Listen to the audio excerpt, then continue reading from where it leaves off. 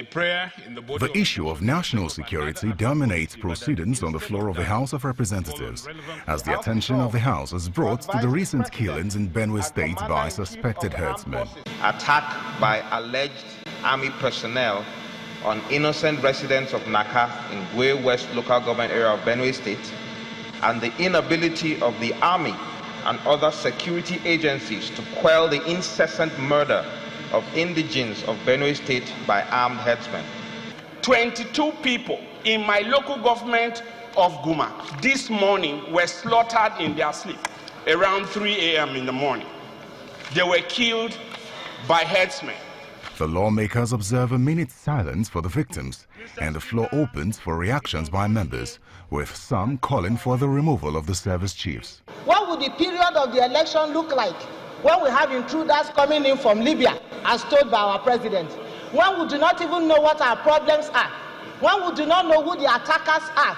Mr. Speaker, these are terrorists that have invaded this country, and they should be declared terrorists, and we should go after them as terrorists. Mr. President, to remove them from office and be replaced, to bring in fresh ideas and strategies to deal with the issue of security that has ravaged this country. I move that a lawmaker raises a motion to summon the president, which amends the initial resolve that the leadership of the House meet with President Buhari over the security situation in the country. If any member has any question to ask, he can ask Mr. President, because he's our president. He's presiding over Nigeria, and he's the chief security officer of the country.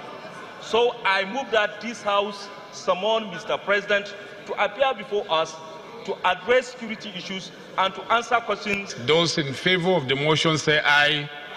Those against it say nay. Nay. The ayes have it. It is not clear yet when exactly the House plans to summon the president. However, the House has said it will suspend sitting for 3 legislative days in solidarity with Nigerians with regards to the killings across the country. The House has also promised not to be partisan with matters of internal security of the country. Terry Ikumi, Channels Television News.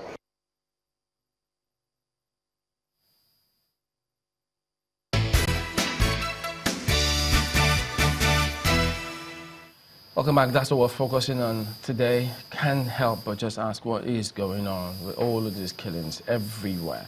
Benue, I beg up. Now we have retired Captain Umar, who joins us this morning. Thank you for coming on. Good to see you again. Good morning. But you know, looking through all of this, there's been several questions, comments. We have the ACF, we have even politicians with PDP, we have CAN, we have they say WCC. Different groups have said, look, this is getting to a point where they can't take it again.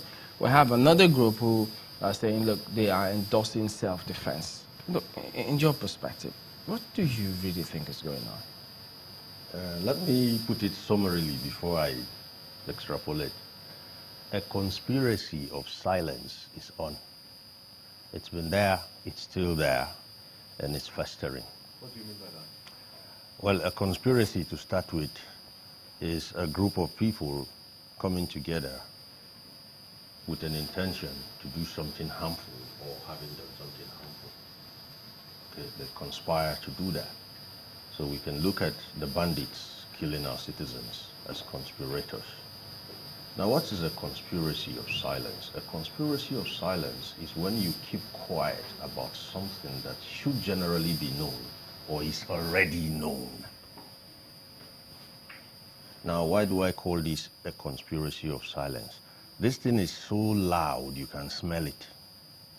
And still, we're not getting the necessary responses. So I want anyone, everyone, to prove me wrong that this, again, is not a conspiracy of silence. We saw the same thing at the onset of the Boko Haram onslaught in the Northeast. So there's a group of people, and my suspicion and fear is this group of people are the ones we complain to and look up to. So we are just complaining to the problem. Now, people are calling for self-defense. Last time I checked, General Donjuma did so, albeit outrageously. Having done so, the army has a report impending But tell me, given what you're seeing, if you were at the point of the needle, what I mean by the point of the needle is you're the one getting pricked. Okay. All right, we'll come to this in just a moment. We'll take a quick moment and we'll be back. It's democracy in action. The House has the right to ask anybody to appear, and the president is holding the position as a trust for Nigerians. Is the mandate of Nigerians that he is holding. But when they communicate that decision to him, he will respond to it accordingly. I can't be talking of what he will do until that decision is communicated to the president. I'm aware that the security is taking some steps, but then you know that security decisions are not what you disclose until the security swing into action. But I know that definitely yes, because I spoke to some people in the third echelon of security and they are making some moves. But one thing is significant. Right on your station last night, I heard the deputy governor of Benue speak, and he said that these killings are beyond farmers-herdsmen clashes. That was what the deputy governor said yesterday, and I think that is very instructive. What we now seem to have on our hands are the normal herdsmen who carry sticks and cutlass, and then some abnormal and unnatural herdsmen who are killers in disguise, who perpetrate this evil. So you see that it's a multi-dimensional thing now, and is beyond the ordinary farmer-husband clashes which we have had with us for decades. This is not what is happening in the country now. Well, FEMA additional responding to the summons by the House of Reps. Many are wondering, they want to see how that will eventually pan out. But Captain, go ahead and conclude this. So as I was saying, people are calling for self-defense. That in itself on my database is an indicator or an indication that there is a loss of confidence, call it a vote of no confidence if you like, in the state security apparatus. If we go to political science, we have what you call the social contract. I will give up some of my rights and hand them in trust to the state, part of which is my well-being, safety and security.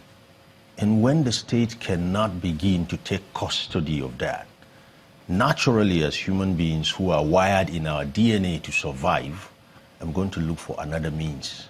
It's called self-preservation. Is that what you see in the House of Representatives, the vote of no confidence? For that, they're asking the president to summon in the president? For mentioning the House of Representatives, you remember the mace and what happened?